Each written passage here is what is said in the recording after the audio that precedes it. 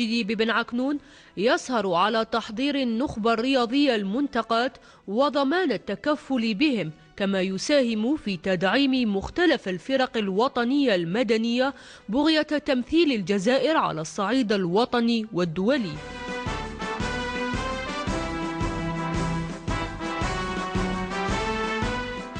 المركز الرياضي تدعم بقطب أولمبي دشن صبيحة 9 مايو المنصرم من قبل الوزير المنتدب لدى وزير الدفاع الوطني عبد المالك جنيزية بمعية رئيس أركان الجيش الوطني الشعبي الفريق أحمد جايد صالح، والتي حملت اسم الشهيد البطل مسعود بوجريو الذي استشهد في ساحة الفدا في 28 أفريل من عام 1961.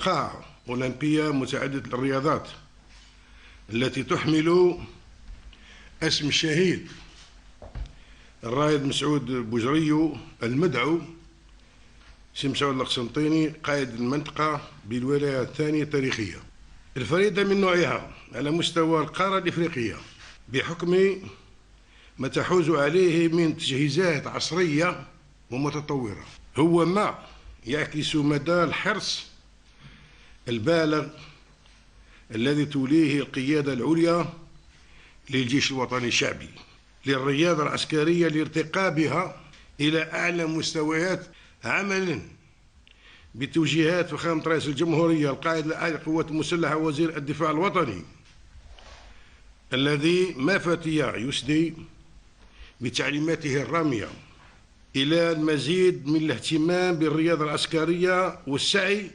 الحثيث إلى تطويرها ومدها بالوسائل والإمكانيات والمرافق الحيوية حتى تكون شعلة منيرة تتواتر عليها الأجيال الصاعدة وتتوارثها فيما بينها.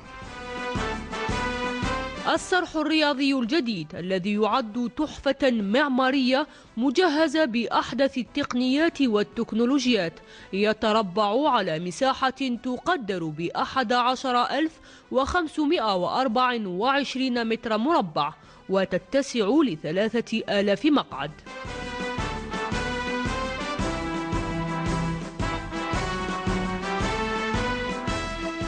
شيدت القاعة من المعدن والخشب وبمواصفات حديثة معترف بها من طرف الجمعية العالمية لفيدراليات ألعاب القوى، وهي مجهزة بسقف يفتح آليا ومعدات داخلية جد متطورة ذات سمعة وجودة عالمية.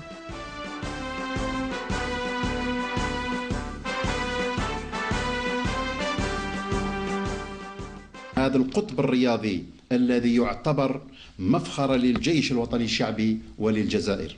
إن هذه المنشآت الرياضية العسكرية الفريدة من نوعها في القارة الإفريقية سوف تساهم بلا شك في رفع المستوى التقني والفني للرياضيين العسكريين وتحقيق المزيد من الإنجازات الرياضية على المستوى الدولي تزيدنا فخرا واعتزازا بما حققه الجيش الوطني الشعبي.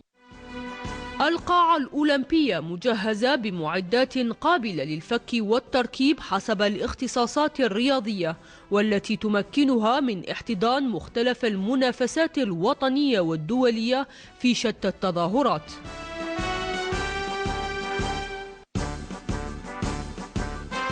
حاليا القاعة جاهزة لاحتضان مختلف المنافسات الرياضية، حيث المساحات الموجودة فيها تتكون من مضمار دائري مكون من 6 أروقة طول كل رواق 200 متر، ومضمار مستقيم يضم 8 أروقة طول كل رواق 60 متر، سباق الحواجز، القفز العالي، القفز بالزنة، القفز الطويل والقفز الثلاثي.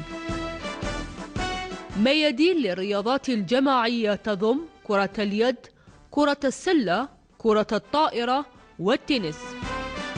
ميدان مخصص للجمباز ومعداته.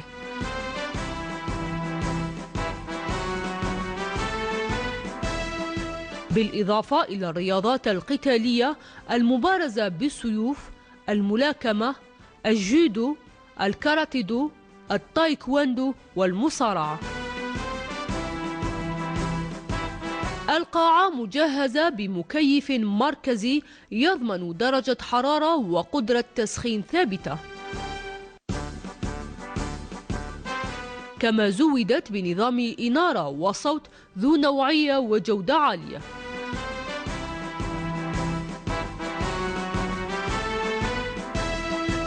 كما أنها مجهزة بنظام تغطية إعلامي لجميع المنافسات الرياضية بكل احترافية لنقل وإرسال الصورة والصوت بنوعية عالية عبر القنوات التلفزيونية. من جهة أخرى تضم هذه المنشأة الرياضية قاعة للندوات مجهزة بنظام الترجمة الآلي. كل هذه الأنظمة تمكن القاعة من ضمان صيرورة عمل جيدة وأمن وحماية القاعة. شعلة القارة الإفريقية كانت محل معاينة الوزير المنتدب لدى وزير الدفاع الوطني ورئيس أركان الجيش الوطني الشعبي، جوهرة رياضية ستضاف إلى سجل الرياضة العسكرية وستساعد على حمل مشعل الرياضة ورفع التحديات التي صنعها أمجاد فريق جبهة التحرير الوطني. قاعة مسعود بوجريو ستكون شاهدة على الإنجازات التي ستحققها الفرق الرياضية لرفع الراية الوطنية عاليا. إضافة إلى هذا تدعم المركز الرياضي بملعب جديد لكرة القدم معشوشب اصطناعيا من الجيل الأخير، حيث تمت مراعاة في إنجازها المعايير التقنية المعمول بها، كما يحتوي على مضمار لألعاب القوى تحمل كل المواصفات الدولية المطلوبة. جاء تدشين هذا الفضاء الرياضي تزامنا مع إحياء الذكرى 68 لمجازر 8 ماي 1945. ويجدر بي في الختام الإشارة إلى أنه من محاسن الصدف أن يتزامن هذا التدشين الرسمي مع إحياء بلدنا المفدى للذكرى 68 للمجازر 8 ماي 1945 التي راح ضحيتها أزيد من 45 ألف شهيد. تسمية الصرح الرياضي باسم الشهيد البطل مسعود بوجريو جاء تكريما له لما أظهره من كفاءات وتضحيات إبان الثورة التحريرية، حيث وزيادة عن توليه مناصب قيادية كان رياضيا بشهادة شقيقه أحمد بوجريو. مسرورين بهذا التكريم، بالأخص كان سي مسعود لما يكون قائد جيش وجبهة التحرير الوطني كان رياضي سابق وطني، وهذا التكريم يسمح له باش يخلد الاسم نتاعو في ميدان الرياضة في الجزائر الحرة المستقلة. خمسينية الجزائر مسار ما بعد الثورة المجيدة والدرب الذي سيواصل عليه جيل الاستقلال من خلال إنجازاته المشرفة في الرياضة الجزائرية التي ما فتئت رفع الراية الوطنية في المحافل الدولية، لتحيا الجزائر أمانة في رقاب الأجيال الصاعدة. لكن هي الإرادة قدام عزيمة الرجال وراء الرجال نحقق المعجزة.